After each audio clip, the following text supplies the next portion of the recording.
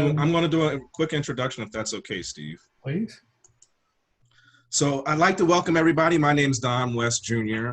I'm a board member at the UUFLB, and on behalf of Reverend Lee Marie Sanchez, who is our minister, the board, and all of our members at the UFLB, welcome to our 2020 film series focusing on racial and social justice.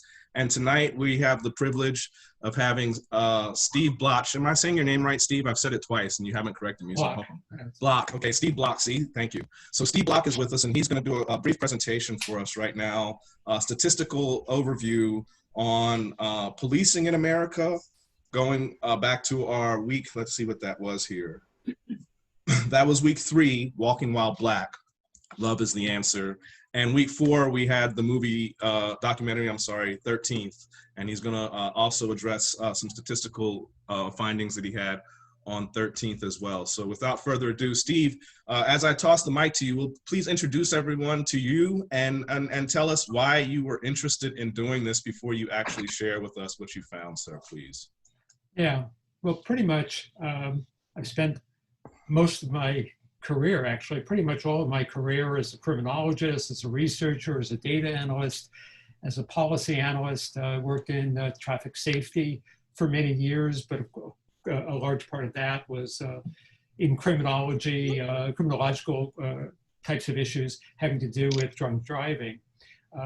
So this is kind of like secondary, secondary kind of thing for me. It was very straightforward that I would deal with the kinds of issues that we've been dealing with. And,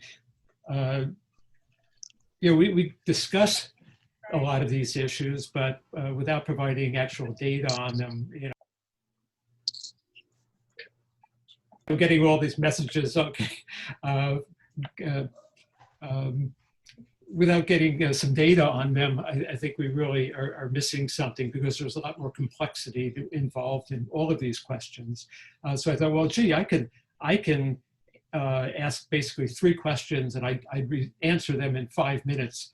And of course, that was kind of silly because each of these questions could probably take an entire course, but I'm going to just try to present a little bit of information and data and try to get started on that. So the first question was, can we defund the police? And there's not a whole lot of data out there about what exactly we could do to change the police, a lot of theorizing about it. The second question was something that came directly out of the imprisonment data that was provided by the film 13th. And at the end of that film, I said, what this film was leaving out, and it was a surprise to me that it dealt with imprisonment and the enormous increase in imprisonment of people at all levels. That's the federal level, the state, and the city level in jails and prisons. But it never talked about the change in crime rates, which really brings into relief what we've been seeing in terms of imprisonment. So if we don't know whether the crime was going up or down during this period of imprisonment, we're really not going to be able to adequately address the issue. And then the third question, which is the one, would be the deeper dive into the data. And that's just a look to decide, okay, here were the data that I presented in part. The second part, what do they mean? Because the data by themselves don't necessarily mean that much. So we want to determine what exactly they mean. And when you look at that, things get a lot more complicated and intriguing. If you like data, it's a lot more intriguing. If you don't like data, as I said, you can go get popcorn. Okay, so can we defund the police? There was an interesting piece, and I'm just going to rely on this LA Times article. It was a week and a half ago. I don't know how many of you saw this. It was on the front page of the Los Angeles Times on Sunday, a week and a half ago. And what they did was they came up with a data set, which I'll hold up here. Let's see how well you can see this quickly. And this data set basically looks at calls to 911 over the course of 10 years. And this was a Los Angeles Times analysis. And what the LA Times concluded boy, this isn't easy to do, concluded was that less than 8% of all calls to 911 were the result of a call concerning a violent crime. So the LA Times concluded that their analysis found that less than 8% of calls for service logged by the LAPD since 2010 were for violent crime. Well, what would you conclude from that? Well, you would conclude that alternatives to the police are a very sensible approach to take. Now, I want to talk about these data because the data set is so poor, but this was the front page of the Los Angeles Times. And I said that there's not a whole lot of data about this issue, about exactly what we can do.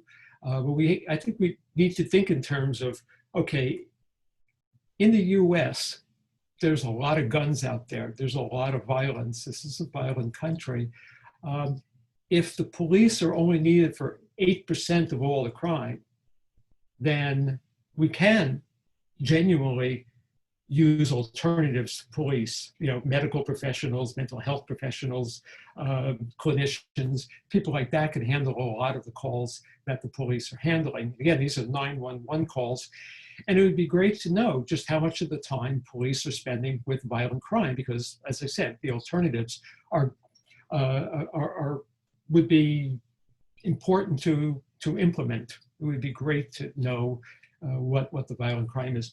Unfortunately, this data set is so poor that it's maddeningly frustrating. So let me just mention, if you look at it, the third category down is violent crime. The top category there is officer-initiated calls. Now, I have no idea what that means. I have no idea why it's on there. I have no idea whether the LA Times published a data set that was quite so poor that probably should have just been round filed, but it was page 1 of Los Angeles Times. And they did conclude, basically, if only 8% of crimes are violent, of calls for service are violent, then alternatives to the police are really a good way to go. And I would argue that this data set is so poor that, for example, what is an officer-initiated call? Well, they don't explain it. I don't know what it means. And the best I could do is say, okay, maybe 8% of the calls that were officer-initiated were violent. Okay, now if you do that, then you now conclude that 16% of all the calls were for violence. But then you've got a lot of other issues. For example, mental health and suicide. And we know a certain segment of those calls are violent. People who want to commit suicide are often violent. Traffic collisions often involve people who were being arrested for drunk driving. Those people may not be documented. They may want to do a hit and run and kind of take off. So anyway, without going into a great deal of depth on it, I would conclude that something around 25 to 50% of all these crimes are probably violent or relate to violence. And if you conclude that 25 to 50%, then you have to start thinking, okay, well, maybe we do need police. We do need police more than we thought we did. And whether it's 25% or 50% makes a big difference in terms of our determination as to whether or not we want to go with a stronger police presence or whether we want to go with a stronger presence of mental health professionals. Even the 50% may be somewhat limited in terms of its percentage. It could be higher than that, it could be lower than that. These data set are really so poor that I bring it up because this is the best we have. This is the best we have in terms of the violence. We move on to the second set of data, unless there's questions about that. The second set of data have to do with what came out in the movie 13th, where they looked at the number of people who have been incarcerated in this country on all levels. And the data breakdown, basically, and I'm trying to keep this short because I don't have a blackboard behind me or can write things down. Basically, from 1960 to 1980, the level of crime in the US, I'm sorry, the imprisonment, from 1970 to 80, I'm sorry, I'm getting ahead of myself, 1970 to 80, the level of imprisonment in this country went up about 44%. I mentioned a couple of weeks ago that I was teaching a criminology class at the time, and I said, this increase isn't sustainable. You can't keep putting people in prison like that. And of course, I was completely wrong, because from 1980 to 2014, according to the data in the movie, there was a quadrupling of imprisonment. Quadrupling of imprisonment. So the rate of imprisonment was astonishingly increasing over this period of time.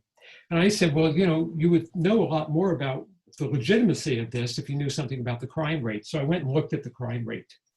And before I do that, let me just present, because I do have this graph here on incarceration rate. Now, in the movie, they gave the number of people who were incarcerated. This is the incarceration rate per capita. And you can see this here. And you can see the massive increase that took place from 1980 up until about 2010, 2009 was the peak. And it even gives some reasons for the increase on there. You know, the three strikes law, we have the omnibus crime bill took place in 1994. We have the war on drugs in 1982, 83, under the Reagan administration.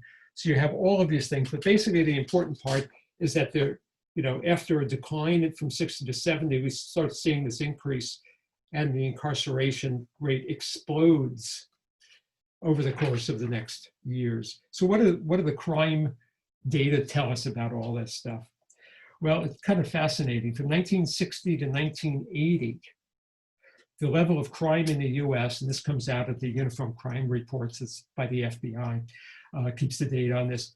There was more than a tripling of crime in the United States. Again, 1960 to 1980, a tripling of crime in the United States.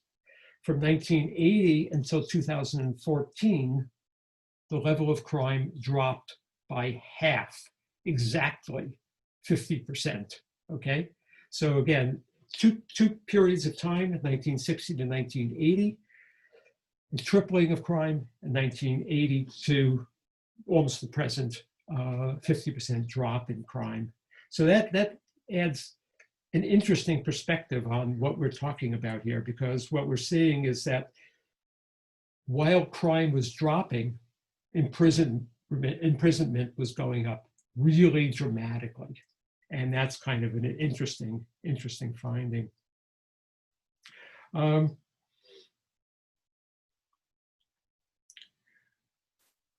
Okay, moving on to the third question there, then what do all these data mean? How do you interpret this? Is this a demonstration of just how bad the criminal justice system exists in the United States and how bad the politicians are, that while crime was dropping by 50%, we were putting people, not only putting people in jail, but keeping them in jail longer? Remember the three strikes law. So we have a serious question there. The first question that I would ask is about Bill Clinton's 1994 omnibus crime bill, because the movie criticized Bill Clinton for signing that bill. And of course, that's a pretty significant thing, because Joe Biden also supported that bill. And recently, in the last couple of months, Hillary Clinton got on TV and apologized for the 1994 crime bill. She said that it was inappropriate. So I looked at determining whether or not that was appropriate. What do we think of the 1994 crime bill? And of course, now we have to go back mentally 26 years and think about it. So if you look at the data from 1980 to 1994, what we see is a drop in crime overall in the United States of 10%. So you say, okay, well, gee, why are we signing these, drastically harsh bills, even under the liberals of Bill Clinton? Why is he signing a bill like that when crime dropped by 10% during that period of time? One of the things I used to talk about in criminology class was the fact that fear of crime does not vary with the crime rate. it varies with the murder rate, okay? And I thought that's an intriguing finding of one study that I remembered quite well.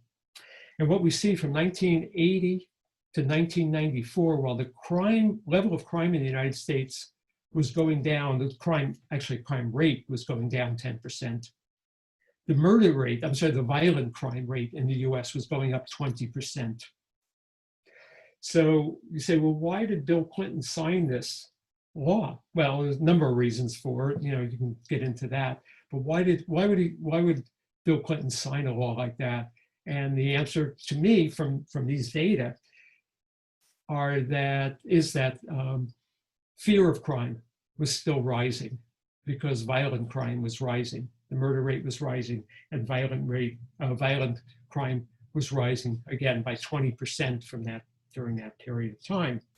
So you begin to excuse somewhat what Bill Clinton did in terms of signing the bill. But we also need to then start thinking about, well, gee, what about the other crime bills?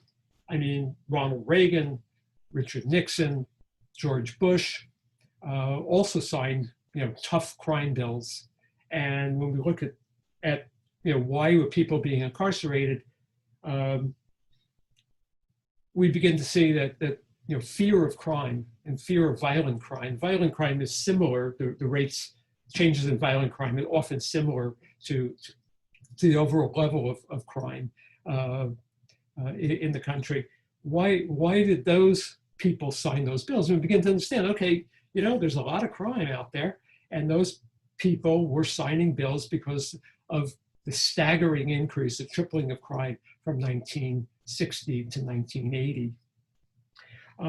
Now, the thing we can't excuse is the amount of racism that went into those. I mean, we only have to mention the Willie Horton ads by George Bush against Michael Dukakis, and you begin to realize that, within a logical approach of increasing some incarceration, there was a disturbing amount of racism.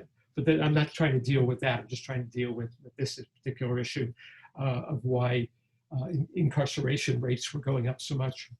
And one of the last things I want to talk about is what would be a conservative reaction to this, because a liberal reaction to the data that we've seen on incarceration is crime was going down, incarceration quadrupled. What are you people thinking? So what would be the conservative response to that? And the conservative critique would be, hey, from 1960 to 1980, crime went up dramatically. Then we started throwing people in jail, and look what happened to the crime rate. It dropped by 50%. And that's an interesting critique, an interesting and important critique. The data in some ways would suggest that those people are correct. You put people in jail, and that drives the crime rate down. Now, do I believe that? No. Do most criminologists believe that? No. And so you'd have to go, well, why was there such a dramatic drop in the crime rate between 1980 and 2014? And that's a fascinating, intriguing question that people are debating even now.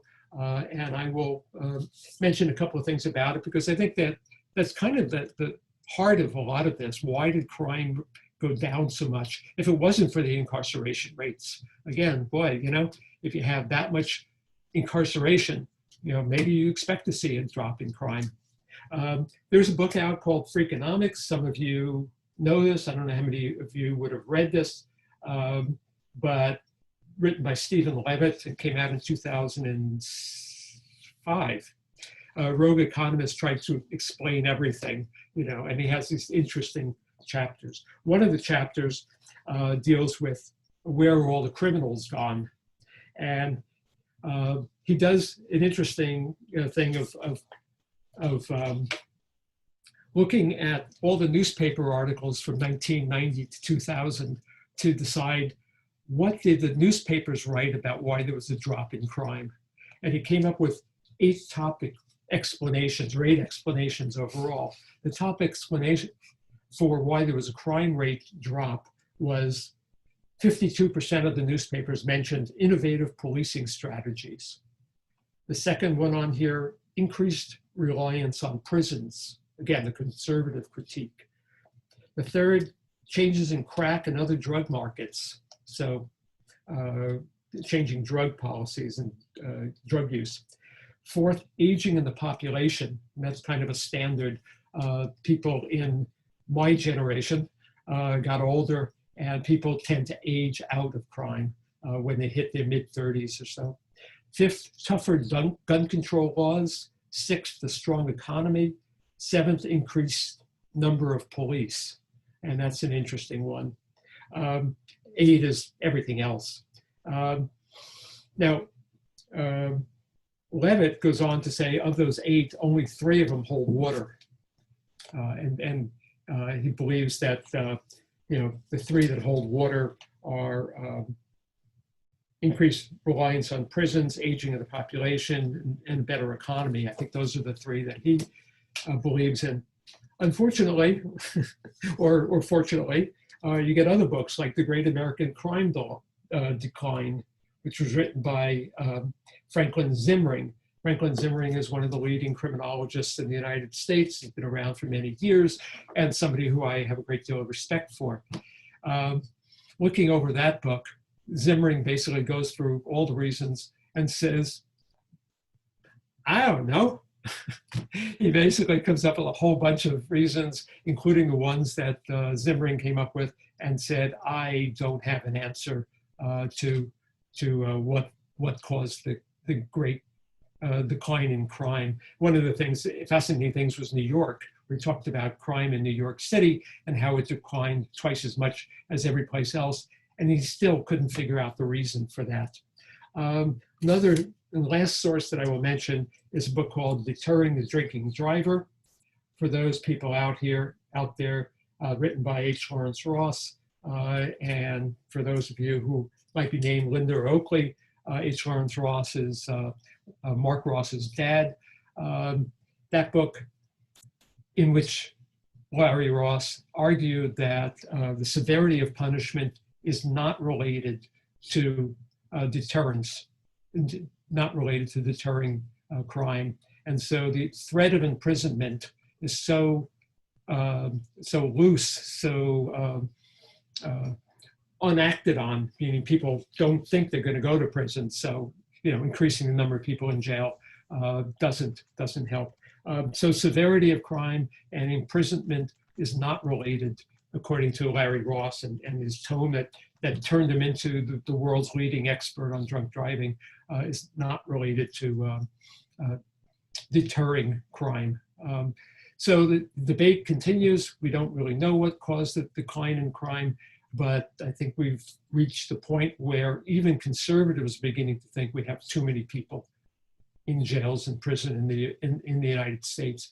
And I think that's been a positive thing in the last 5 years. Even President Trump touted his crime policy and in changes in the criminal justice system, because we've realized that we've gone way beyond the bounds of logic in terms of the number of people we've incarcerated. So. Thank you so much, Steve. 1, for taking the time to put all that together. 2, for sharing those resources. And we're going to repost this along with our syllabus so that everyone who comes in can check that out.